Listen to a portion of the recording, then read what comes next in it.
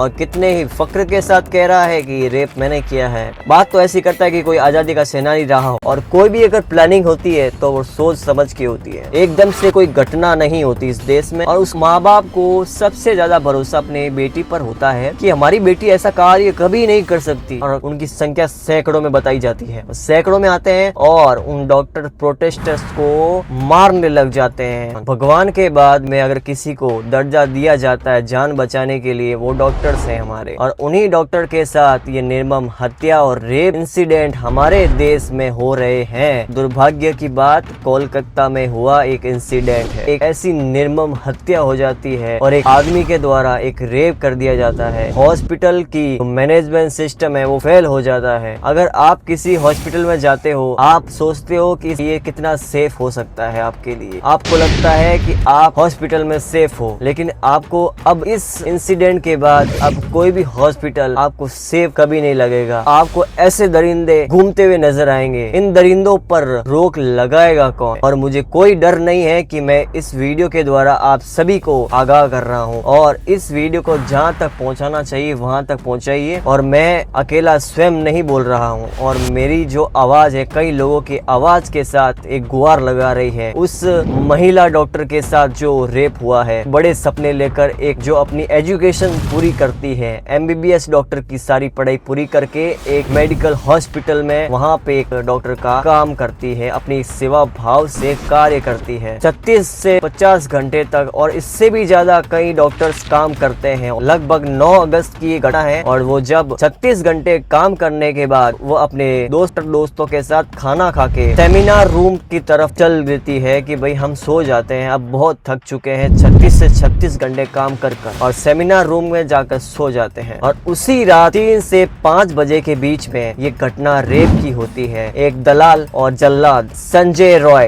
ऐसा ये आदमी ऐसा क्रूर कृत्य करता है उस महिला डॉक्टर के साथ, दर्दनाक है। और ये इसकी सोची समझी प्लानिंग थी। 3 से 5 बजे के बीच में वो दलाल, आप सोच नहीं सकते, सारे जगह के अंग नोच के, ऐसी कोई जगह ही नहीं बची उस महिला डॉक्टर के साथ जहाँ पर कोई भी अंग क्षतिग्रस्त ना हुआ हो। हर एक अंग पर उसने प्रहार किया है, हर एक अंग, आंख से लेकर सब जगह महिला डॉक्टर को नुकसान पहुंचाया गया है। अब ये सोचो, महिला डॉक्टर को मार देने के बाद 3 से 5 बजे के बीच में ये घटना थी। ये दलाल ये सिस्टम के आगे झुकने का नाम नहीं लेता और इसकी नजर काफी महीनों से इस लेडी पर रही है। और कोई भी अगर प्लानिंग होती है तो वो सोच समझ के होती है, एकदम से कोई घटना नहीं होती इस देश में और कहीं भी दुनिया में, प्लानिंग के साथ होती है। और उसी डॉक्टर के साथ हुई ये घटना 3 से 5 बजे उसको हर तरह से नोचा जाता है। और उसकी बॉडी जब हॉस्पिटल के मैनेजमेंट सिस्टम को पता चलता है कि यहाँ पर इस डॉक्टर की हत्या हो चुकी है, जब वो मर्डर करने के बाद 3 से 5 बजे के बीच में वो संजय रॉय अपने कैंप में चला जाता है जहाँ पर पुलिसकर्मी और भी पुलिसकर्मी सो रहे हो। सोकर ऐसे बेशर्मी से सोता है कि कुछ हुआ ही ना हो। फिर पूरा मैनेजमेंट सारा पता चल जाता है कि इस डॉक्टर महिला की हत्या हो चुकी है। अब हत्या करने वाला कौन था अभी तक कुछ पता नहीं चला, लेकिन अब घर वालों को इन्फॉर्म करने की बात है तो घर वालों को इन्फॉर्म करके बताया जाता है कि आपकी बेटी ने सुसाइड कर लिया है, अब आपकी बेटी इस दुनिया में नहीं रही। अब ये सोचिए, अगर कोई भी माता पिता उसको पढ़ा लिखा कर उसे यहाँ तक पहुँचाता है और उस माँ बाप को सबसे ज्यादा भरोसा अपने बेटी पर होता है कि हमारी बेटी ऐसा कार्य कभी नहीं कर सकती। अब माँ बाप से बड़ा विश्वास किसी और दुनिया में हो ही नहीं सकता। मैं ही साथ रहा हूँ अपनी बेटी के, कोई माँ बाप अपनी बेटी को अब दूसरों से ज्यादा कोई कैसे जान सकता है। और 3 घंटे तक उनको बाहर खड़ा रखा जाता है, उनको इंतजार कराया जाता है और अपनी बेटी से मिलने नहीं दिया जाता, मिलने से रोक दिया जाता है। कहा जाता है कि रिपोर्ट आ रही है, कुछ टाइम लग रहा है, पोस्टमार्टम हो रहे हैं, तो आप थोड़ा इंतजार करिए। भाई अगर आप उनके माँ बाप को रोक रहे हो, जो फैमिली मेंबर है और जो उनका खून है, आप उनको चेहरा नहीं दिखा रहे हो, 3 घंटे आप वेट करा रहे हो माँ बाप को। पुलिस को कैसे पता चलता है कि रेपिस्ट ये संजय रॉय है? मैंने न्यूज एजेंसी से जो भी सुना, अभी तक ये सुना, वहाँ पर संजय रॉय का एक ब्लूटूथ का डिवाइस मिला। उस डिवाइस को एक सबूत के तौर पर रखकर सभी स्टाफ के फोन को चेक करके किसका ये ब्लूटूथ ब्लूटूथ किस फोन से कनेक्ट होता है और ये कनेक्शन सीधा संजय रॉय से होता है। अब सोचने वाली बात है कि ये ब्लूटूथ का डिवाइस जो सिविल वॉलेंटियर है, जो संजय रॉय है, वो वहाँ उस सेमिनार रूम में क्यों छोड़ के जाएगा। अब पुलिस के साथ रहते रहते, पुलिस के गुण गाते हुए, तो उसको तो इतना तो एक्सपीरियंस हो ही जाता है कि कैसे सबूत को मिटाया जा सकता है। जो संजय रॉय, उस इंसान ने जानबूझकर, मुझे ऐसा लगता है, जो भी ब्लूटूथ डिवाइस है वहां पर छोड़ा है। और ऐसा इसलिए कि कोई ना कोई सिस्टम के अंदर एक ऐसा कोई ग्रुप था या जो भी इसमें इन्वॉल्व था साथ में, उनको छिपाने के लिए वो तो खुद ही इन्वॉल्व है इस चीज में, तभी तो कह रहा है कि मैंने किया है। तब ये जाकर पुलिस को पता चलता है कि रेपिस्ट तो ये है। अब फिर भी बेशरम को शर्म नहीं आ रही है और कितने ही फक्र के साथ कह रहा है कि रेप मैंने किया है। आप फांसी देते हो या फांसी देते हो, अब हमें मंजूर है। बात तो ऐसी करता है कि कोई आजादी का सेनानी रहा हो। और ऐसे रेपिस्ट को क्या सजा दी जानी चाहिए एक्चुअल में लगती है। और डॉक्टरों द्वारा इतना प्रोटेस्ट किया जाता है, वो सारी प्रशंसा के योग्य है। ये सारे एकजुट हुए, डॉक्टर्स ने एकजुटता दिखाकर अपना परिचय दिया, उस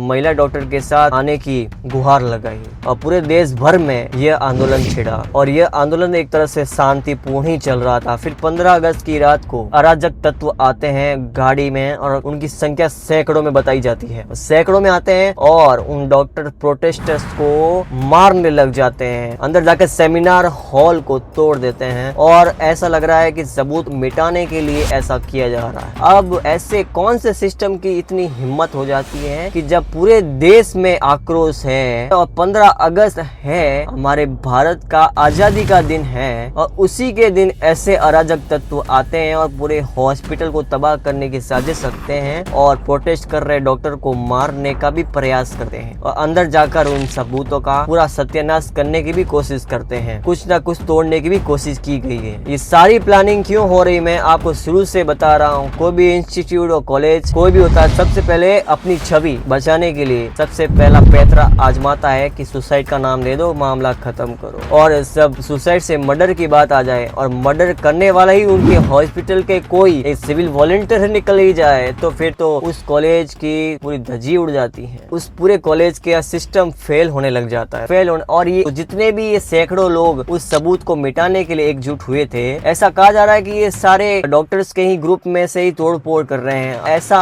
माहौल क्रिएट किया गया उस दिन जब ये घटना हुई थी, और तो डॉक्टर को डराया गया, धमकाया गया, मारा गया, पीटा गया और सेमिनार हॉल की तैसी कर दी। क्योंकि ऐसा कौन होगा जो सबूत मिटाना चाहेगा। एक ऐसा पावरफुल सिस्टम है जो पूरे सबूत मिटाना चाहता है। सिविल वॉलेंटियर का मतलब क्या होता है? सिविल वॉलेंटियर का मतलब होता है कि आप पूरे हॉस्पिटल के आने वाले लोगों के लिए को निगरानी कर रहे हैं। एक तरह से सेवा कार्य होता है और इस सेवा कार्य करने वाले ही जल्लाद बन जाते हैं, भक्षक बन जाते हैं। इसने 3 से 4 शादियां कर चुका है और इसकी पत्नियां उसके खिलाफ FIR भी कर चुकी है कि ये प्रताड़ित करता है और ये हमें मारता है और पीटता भी है और गंदी गंदी गालियां भी बोलता है। और गालियां बोलने के साथ साथ वो अपने आस पड़ोस के कई सारी महिलाओं पर ऐसी नजरें जमाए रखता है। अब ऐसे आदमी के ऊपर आप कमेंट क्या ही करोगे। ये अकेला शख्स नहीं है, इसके साथ और भी रेपिस्ट हैं। वो भी जल्द से जल्द अगर पकड़े जाएं तो सबके लिए अच्छी बात है, हमारे देश के लिए भी और सारे सिस्टम के लिए। तो मैं कह रहा हूँ, अगर आपके ही हॉस्पिटल में ऐसी घटना हो रही है तो आप किसके सिस्टम के अंदर आ रहे हैं? आपके हॉस्पिटल में ऐसी घटना कैसे हो जाती है? ये सिविल वॉलेंटियर आप कैसे रख लेते हो अपने हॉस्पिटल में? आपको सबसे पहले ये देखना चाहिए कि उसका बैकग्राउंड क्या है, उसका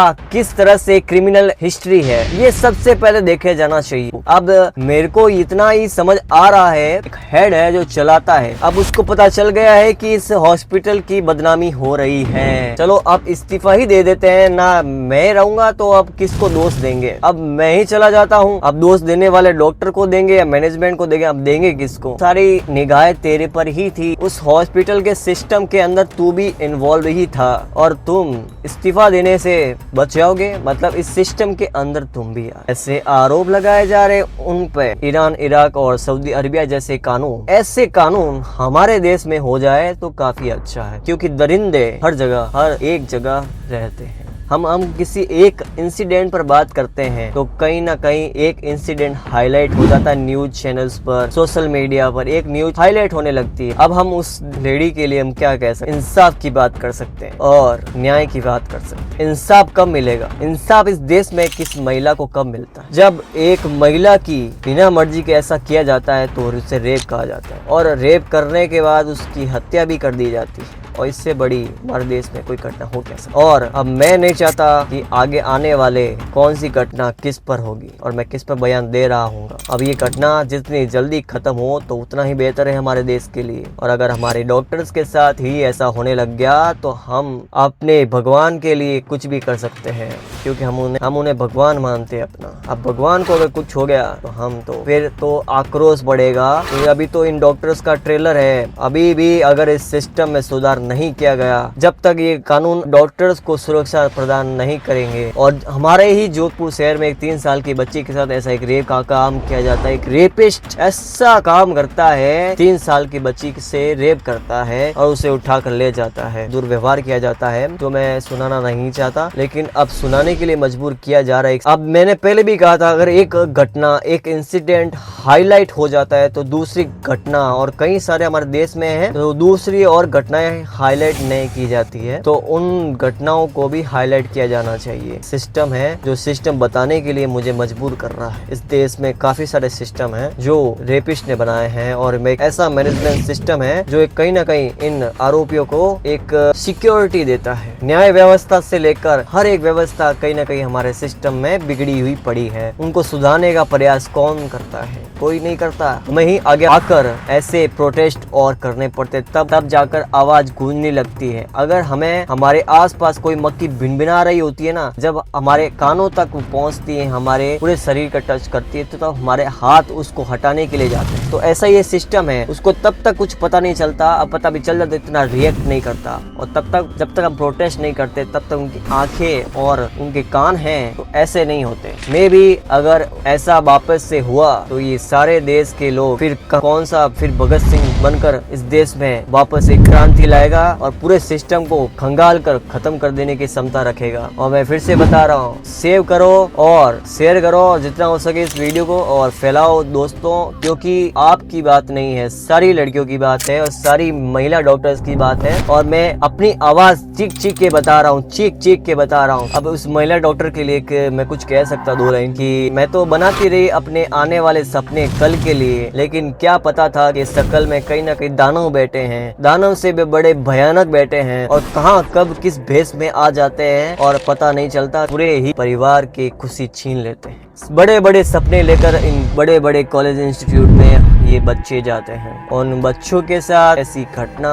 हो जाती है। अब मैं बस गाली नहीं बोल सकता, लेकिन इन रेपिस्ट की एक ही सजा है, फांसी। फिर भी इतनी भयावह नहीं होती है जैसा उसने लेडी के साथ किया था, उससे कहीं ज्यादा गुना उसका सजा होनी चाहिए। अगर किसी सरकार से, अगर किसी प्रशासन से या मैनेजमेंट से अगर उसको सजा नहीं दिला पा रहे हैं तो हम जनता को सौंप दो, काम निबेड़ देंगे और ऐसा कानून बना दो। अगर कोई भी रेपिस्ट ऐसा काम करते हुए कहीं दिख जाता है तो सीधा ही पब्लिक में छोड़ दो, काम खत्म और जनता भी खुश हो जाएगी कि रूह भी आने वाले दूसरा जन्म लेने से भी घबराएगी। खासकर महिला को सेव किया जाए, बहन बेटियों को सेव किया जाए, परिवार में उनकी रक्षा करने के लिए आगे नहीं आ रहे हैं तो आप मुझे याद कीजिए, आपके लिए मैं जरूर हाजिर हूँगा। जब आपको लगे कि मैं असुरक्षित फील कर रही हूँ, मुझे किसी के लिए नफरत नहीं है, सबका अच्छा सोचने के बाद भी किसी के साथ बुरा हो जाए और क्या कर। अगर वो लड़की अनसेफ फील करती है तो प्लीज हमें याद कीजिए और मुझे खासकर याद कीजिए और आपके साथ मैं खड़ा रहूंगा। अगर आपके साथ ऐसा इंसिडेंट हुआ है, अगर आपको अनसेफ फील होता है, आपको लग रहा है कि ये कुछ आगे आने वाले टाइम में हमारा बुरा कर सकता है, तो घबराने की आवश्यकता नहीं है। तो मुझसे आप एक बार कह सकते हैं, तो मेरे पर भी विश्वास जताते रहिए। बस यही गुहार लगाना चाहूंगा, कोई और ना है लेकिन मैं। अगर इसके लिए अगर कोई जान भी अगर मेरे को देनी पड़े तो मैं भी हाजिर रहूंगा। और मैं पता नहीं जान देने के लिए कितना उत्साहित हूँ। अब जीते हुए किसी को अमरता नहीं मिलती, लेकिन मरने के बाद अमरता मिल जाती है। बस एक काम करना है,